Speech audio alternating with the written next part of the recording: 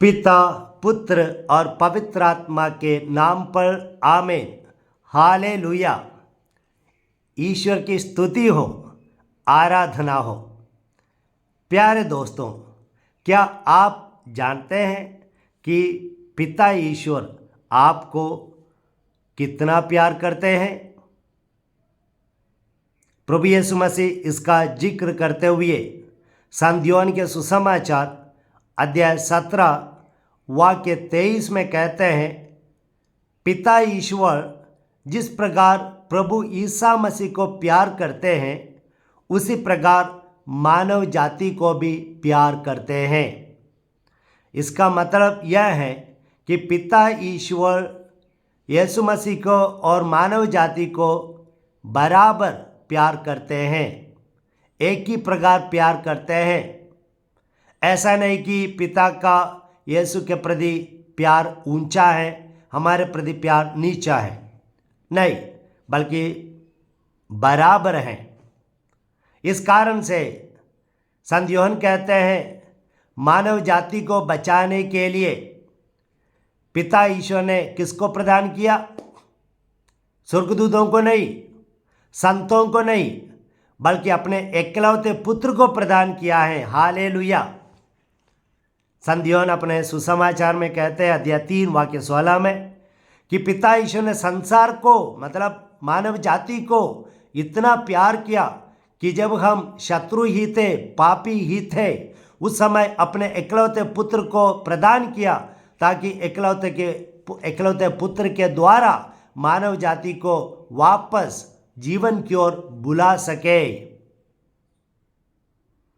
और योहन का पहला पत्र अध्याय 4 वाक्य 9 में भी संत योहन यही कहते हैं कि पिता ईश्वर ने अपना प्यार ऐसा प्रकट किया कि समस्त मानव जाति के पाप के बलि के रूप में प्रायश्चित के लिए अपने एकलौते पुत्र को प्रदान किया है। Hallelujah, hallelujah. ईश्वर का प्रेम बहुत गहरा है प्यारे विश्वासियों। समस्त मानव जाति की ओर ईश्वर का प्रेम बहुत ऊंचा है, पर्वत से भी ऊंचा है, विश्व से भी विशाल है, सागर से भी और गहरा है।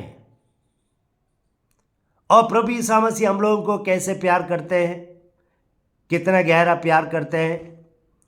और प्रभु यीशु कहते हैं संत योहन के सुसमाचार अध्याय 15 वाक्य 9 में कि जिस प्रकार पिता ईश्वर मुझे प्यार करते हैं उसी प्रकार मैं तुम लोगों को भी प्यार करता हूं।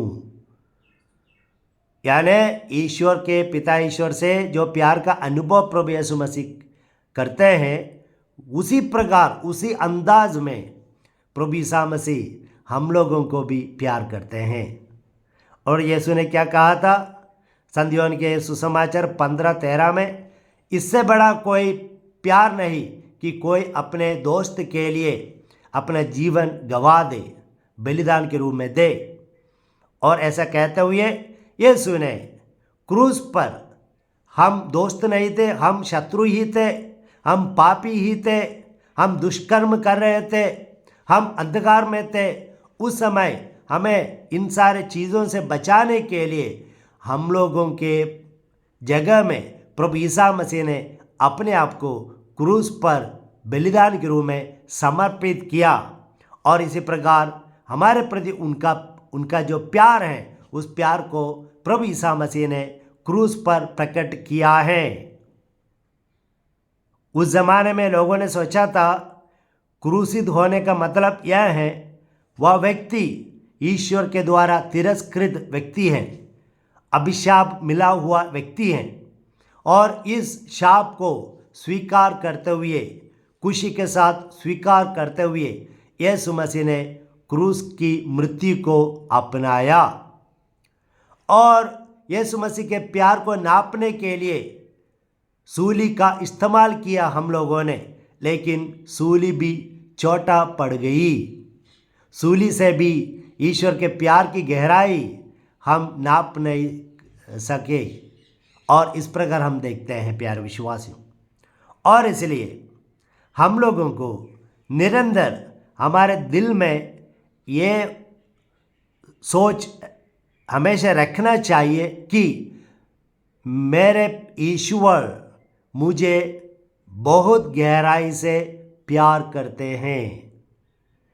लेटते समय, चलते समय, बैठते समय, खाना खाते समय, खेल खेलते समय, हर समय हमारे दिमाग में, हमारे हृदय में यह विचार होना अनिवार्य है कि मैं ऐसा व्यक्ति हूँ जिन्हें ईश्वर बहुत गहराई से प्यार करते हैं। यह सोच हमेशा हमारे दिल में होना चाहिए। मैं ऐसा व्यक्ति हूँ जो ईश्वर की दृष्टि में बहुमूल्य हैं। आप मोती से भी बहुमूल्य हैं, आप खजाने से भी बहुमूल्य हैं।